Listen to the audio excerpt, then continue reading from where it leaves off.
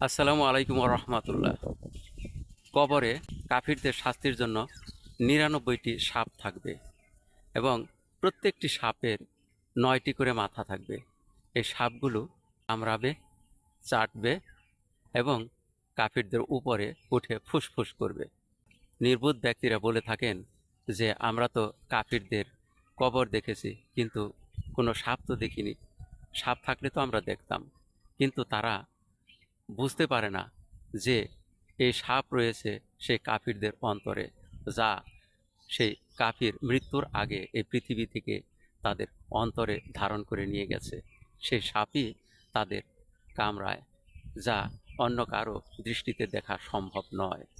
এই পৃথিবীতে তারা যে এই পৃথিবীর মায়ায় পড়ে এই পৃথিবী থেকে যত বেশি সে দুশ্চরিত্র হয়েছে, যত বেশি ধর্ম থেকে বিচ্যুত হয়েছে, আর তত বেশি সাপ তাদের দেহে, তাদের আত্মাতে প্রবেশ করেছে।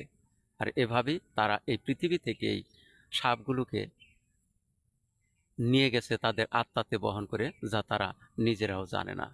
কাজেই ধর্মকে আঁকড়ে ধরুন, কাফির হয়েন না। কাফির হলে আপনাদেরও এই পরিণতিই হবে। ধন্যবাদ সবাইকে।